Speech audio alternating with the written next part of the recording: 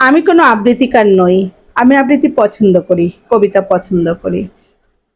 আমি বিভিন্ন সময় বিভিন্নভাবে কবিতা আবৃত্তি করি, বিভিন্ন প্রকৃতির মাঝে যাই, আমার ভালো লাগে। তেমনি আজও ছোট্ট একটি কবিতা নিয়ে এসেছি। 18 বছর বয়স। কবিতাটি সাব্বির আহমেদ জিম লিখেছেন।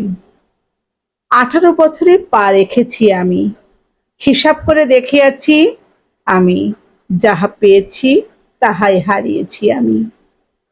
18 বছরে পা রেখেছি আমি, আপনকে পর, পরকে আপন হতে দেখেছি আমি। হাজারো ভিড়ে নিজের একাকিত্ব অনুভব করেছি আমি। 18 বছরে পা রেখেছি আমি। দুনিয়ার সবচেয়ে সুদর্শন পুরুষ বাবাকে বৃদ্ধ হতে দেখেছি আমি। দুনিয়ার সবচেয়ে সুন্দরী নারী মা, মায়ের চুল সাদা হতে দেখেছি আমি। 18 বছরে পা রেখেছি আমি। জীবনের তাগিদে ভোর 5টায় ঘুমাতে যাওয়া থেকে সকাল 6টায় ঘুম থেকে ওঠা শিখেছি আমি। ঘুম থেকে উঠে কাজ, কাজ থেকে ফিরে ঘুমিয়ে যাওয়া শিখেছি আমি। 18 বছরে পা রেখেছি আমি। রিক্সা ভাড়া বাঁচিয়ে বন্ধুদের সাথে আড্ডা দেওয়া শিখেছি আমি।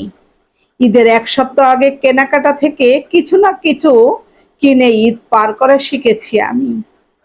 18 বছরে পা রেখেছি আমি। চিৎকার করে কান্না থেকে মুখ লুকিয়ে কান্না শিখেছি আমি।